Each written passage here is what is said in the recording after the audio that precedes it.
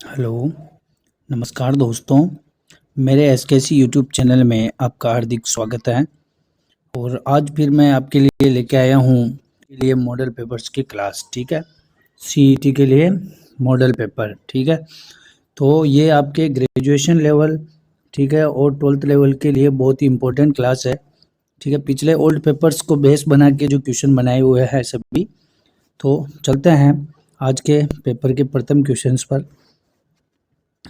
पहला क्वेश्चन है, राजस्थान की निम्न जिलों में से कौन सी राष्ट्रीय झील संरक्षण कार्यक्रम के अंतर्गत नहीं आती है? कौन सा कार्यक्रम है? राष्ट्रीय झील संरक्षण कार्यक्रम। ठीक है, ये एक कार्यक्रम चलाया गया था नेशनल लेवल पे, राष्ट्रीय झील संरक्षण कार्यक्रम, जिसके अंदर कौन सी झील नहीं आती है राजस्थान की? तो देखिए, आना सागर, फतेह सागर, कोलायत और पिछोला। जो राष्ट्रीय झील संरक्षण कार्यक्रम में नहीं आती है वो झील है आपके कोलायत। ठीक है, ये आपके आना सागर भी आती है, फतेह सागर भी आती है और पिछोला भी आती है, तीनों ही आती है, लेकिन आपके कोलायत नहीं आती है। तो सही आंसर क्या हो जाएगा? 3 नंबर, कोलायत। ठीक है, अगले प्रश्न पे चलते हैं। तेजाजी का प्रमुख तीर्थ स्थल है, ठीक है, तेजाजी का प्रमुख तीर्थ स्थल कौन सा है? खड़नाल, नागौर, सुरसुरा और परबतसर।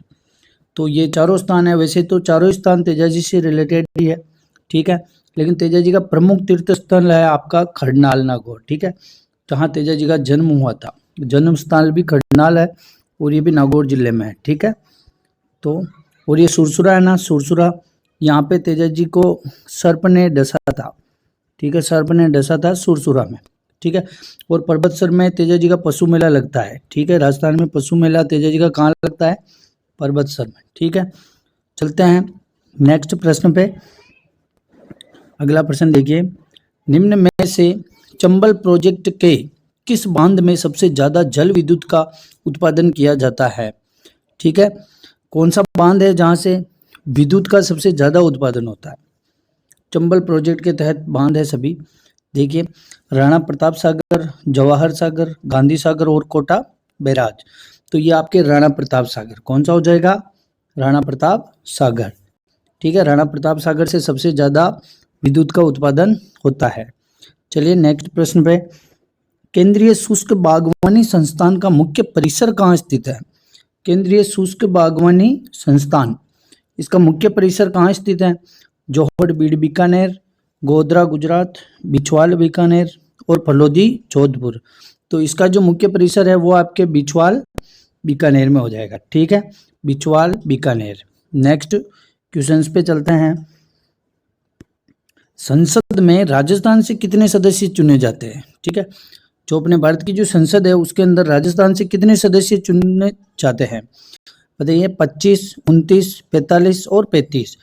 जो संसद है उसके अंदर राजस्थान से सदस्य चुने जाते हैं आपके 35। कितने सदस्य चुने जाते हैं? 35 सदस्य राजस्थान से चुने जाते हैं। इसका आंसर हो जाएगा 4 नंबर, 35। चलते हैं अगले प्रश्न पे। राजस्थान की प्रथम महिला कौन है जिन्हें राजस्थान के मंत्रिमंडल में स्थान मिला था? ठीक है, राजस्थान की प्रथम महिला मंत्रिमंडल के अंदर पहुंची थी, कौन है? गिरिजा व्यास, सुमित्रा सिंह, विद्या पाठक, कमला बेनीवाल।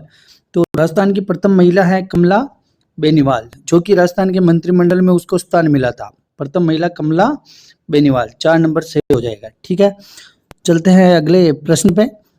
देखिए नेक्स्ट क्वेश्चन, अरनोद प्रतापगढ़, किसकी बात कर रहा है? अरनोद। ठीक है, ये प्रतापगढ़ एक तहसील है अरनोद। प्रतापगढ़ में आयोजित होने वाला मेला, ठीक है, मातृकुंडिया मेला, मीरा महोत्सव, जौहर मेला और गौतमेश्वर मेला। तो अरनोद प्रतापगढ़ में जो मेला आयोजित होता है आपके गौतमेश्वर मेला। ठीक है, गौतमेश्वर मेला। और आपके मातृकुंडिया ये आ जाएगा आपके कौन से जिले में आता है? चित्तौड़गढ़ में। ठीक है, और मीरा महोत्सव भी ये चित्तौड़ प्रॉपर में ही मनाया जाता है। ठीक है, और जौहर मेला भी चित्तौड़ में ही मनाया जाता है। ठीक है, तो ये जो आपके अरनोद प्रतापगढ़ में गौतमेश्वर मेला हो जाएगा। चलो अगले प्रश्न पे बढ़ते हैं। राजस्थान में सर्वाधिक महत्वपूर्ण लोक देवता माने जाते हैं, ठीक है, तेजाजी, कबीर, तुलसीदास और सूरदास। देखिए इस क्वेश्चन में क्या पूछ रहा है? सर्वाधिक महत्वपूर्ण लोक देवता। तो अपने को चारों में से वैसे लोक देवता केवल एक ही है, कौन से? तेजाजी। ये कबीर, तुलसीदास और सूरदास जो है ये है आपके संत है। संत संप्रदाय से, ठीक है, ये सभी संत है। लोक देवता कौन है इसमें? तेजा जी। अगर तेजा जी की जगह अगर गोगा जी भी होता तो वो भी महत्वपूर्ण लोक देवता ही होते हैं, ठीक है ना। तो इसका आंसर हो जाएगा आपके तेजा जी। चलो नेक्स्ट क्वेश्चन बढ़ते हैं। महाराणा कुंभा की पुत्री जो संगीत शास्त्र की ज्ञाता थी, महाराणा कुंभा, ठीक है, उनकी पुत्री का क्या नाम था? संगीत शास्त्र की थी। इंद्रकुंवरी, रुक्मा देवी, रमाबाई। ये रुक्मा देवी है, ठीक है, ध्यान रखना, रुक्मा। रमाबाई, दयाबाई। तो जो आपकी महाराणा कुंभा है उनकी जो पुत्री थी उनका नाम था दयाबाई, ठीक है, क्या नाम था? दयाबाई। चलो अगले प्रश्न पे बढ़ते हैं। ओगनियों आभूषण पहना जाता है, ओगनियों, ठीक है, इसको ऐसे भी लिखा हुआ आता है कई जगह, ओगनियों, क्या आता है? ओगनियों भी लिखा हुआ आता है, ठीक है। तो ये ओगनियों एक ही है। ये महिलाओं का आभूषण है। किनका है? महिला का आभूषण है, ठीक है। तो ये बताइए, ये कहाँ पहना जाता है? कान में, हाथ में, पैर में और कमर में। ओगनियों जो आभूषण है वो आपके कान में पहना जाता है, ठीक है। कहाँ पहना जाता है? कान में। नेक्स्ट क्वेश्चन, निम्न में से कौन सी विशेषता जयपुर शैली की चित्रकला की नहीं है? कौन सी विशेषता है जो जयपुर चित्र शैली की नहीं है भाई? पोथी चित्रण, लघु चित्रण, शैल चित्रण और आदमकद। तो आपको बताया था मैंने चित्र शैली की जो क्लास चली थी तब, तो इसके अंदर आपको पोथी चित्रण भी है, लघु चित्रण भी है, आदमकद चित्रण भी है, लेकिन आपके शैल चित्रण इसकी विशेषता नहीं है। क्या नहीं है? शैल चित्रण। आदमकद और पोथी चित्रण तो सबसे मुख्य विशेषता है जयपुर चित्र शैली की, ठीक है, ध्यान रखना। तो इसका आंसर हो जाएगा शैल चित्रण, 3 नंबर। अगले क्वेश्चन पे बढ़ते हैं। निम्न में से कौन सा युग्म गलत है? हाड़ौती कोटा, ढूंढाड़ी जयपुर, मेवाती उदयपुर और बांगड़ी बांसवाड़ा, ठीक है। एक तरफ बोलियां हैं और एक तरफ उनका क्षेत्र है, ठीक है। तो कौन सा युग्म इनमें से गलत है? तो हाड़ौती आपको पता है कोटा में ही बोली जाती है, ढूंढाड़ी जयपुरी है, बांगड़ी भी बांसवाड़ा है, लेकिन मेवाती आपके उदयपुर नहीं। उदयपुर में कौन सी भाषा बोली जाती है? उदयपुर में आपके मेवाड़ी बोली जाती है। कौन सी? मेवाड़ी, ठीक है। तो ये आपके गलत हो जाएगा, 3 नंबर आंसर हो जाएगा, ठीक है, मेवाती। चलो नेक्स्ट क्वेश्चन, अजमेर के किस चौहान शासक ने दिल्ली तोमर शासक को पराजित कर दिल्ली को अपने राज्य का अंग बना लिया था? अजमेर के किस शासक ने भाई दिल्ली तोमर शासक को पराजित किया था? किसको? तोमर शासक को, ठीक है, और दिल्ली को अपने राज्य का अंग बना लिया था। किसने बनाया था? अर्णोराज, विग्रहराज द्वितीय, विग्रहराज चतुर्थ और पृथ्वीराज द्वितीय। तो इसका आपका आंसर हो जाएगा विग्रहराज चतुर्थ, ठीक है, क्या हो जाएगा? विग्रहराज चतुर्थ। नेक्स्ट प्रश्न पे बढ़ते हैं। ट्रेंच कमीशन संबंधित हैं, ठीक है। ट्रेंच कमीशन जो किस किसान आंदोलन से संबंधित है? ट्रेंच सबको पता है, अलवर, बिजोलिया, बेगू और जाट किसान आंदोलन। तो ट्रेंच कमीशन जो है आपके बेगू किसान आंदोलन से है। कहाँ से है? बेगू किसान आंदोलन से, ठीक है। नेक्स्ट क्वेश्चन बढ़ते हैं।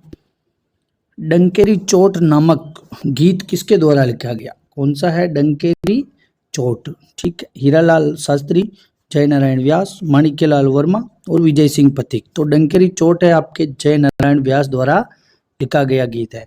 और माणिक्यलाल वर्मा ने कौन सा गीत लिखा था? कौन सा लिखा था? पंचीड़ा, ठीक है। ये भी बहुत सी बार क्वेश्चन आता है, पंचीड़ा गीत किसके द्वारा रचित है? तो माणिक्यलाल वर्मा है। और जय नारायण व्यास ने आपके डंकेरी चोट लिखा। चलो अगले क्वेश्चन पे बढ़ते हैं। राजस्थान के एकीकरण का श्रेय किसको जाता है भाई? राजस्थान के एकीकरण का मुख्य श्रेय किसको जाता है? हीरालाल शास्त्री, सरदार वल्लभ भाई पटेल, पंडित जवाहरलाल नेहरू और लॉर्ड माउंटबेटन। तो राजस्थान का एकीकरण जो हुआ उसमें सबसे अधिक जो प्रयास था वो था आपके सरदार वल्लभ भाई पटेल। तो इसका श्रेय जाता है सरदार वल्लभ भाई पटेल, 2 नंबर, ठीक है। चलते हैं अगले प्रश्न पे। बिजोलिया किसान आंदोलन प्रारंभ हुआ, बताइए बिजोलिया किसान आंदोलन कब प्रारंभ हुआ भाई? और राजस्थान का सबसे लंबा चलने वाला आंदोलन किसान आंदोलन कौन सा है भाई? राजस्थान में सबसे लंबी अवधि तक चलने वाला किसान आंदोलन कौन सा है? बिजोलिया, याद रखना, ठीक है। तो ये कब प्रारंभ हुआ था? 1897, 1895, 1915 और 1905। तो बिजोलिया किसान आंदोलन प्रारंभ हुआ था आपके 1897 में, 1897, ठीक है। चलो बढ़ते हैं अगले प्रश्न पे। 1857 में कोटा रियासत का पॉलिटिकल एजेंट कौन था? 1857 की क्रांति थी ना, उस समय आपके कोटा रियासत का पॉलिटिकल एजेंट कौन था? Captain Sawyers, major Burton, captain McMahon, captain Eden. तो आपका इसका आंसर हो जाएगा मेजर बर्टन। क्या था? Major Burton. ठीक है, चलो नेक्स्ट क्वेश्चन पे चलते हैं। कोटा राज्य का संस्थापक निम्न में से कौन था? कोटा का संस्थापक राव मुकुंद सिंह, राव माधो सिंह, राव रतन सिंह और जालिम सिंह। तो कोटा राज्य का जो संस्थापक था आपके राव माधो सिंह। ठीक है, चलो नेक्स्ट क्वेश्चन बढ़ते हैं। मेवाड़ एवं मारवाड़ की संयुक्त सेना मुगलों के द्वारा कहाँ पराजित की गई थी? मेवाड़ और मारवाड़ दोनों की संयुक्त सेनाओं को मुगलों ने कहाँ पर पराजित किया था? पानीपत 1556 में, तराइन का युद्ध 1992 में, देबारी में 1680, सुमेल 1544।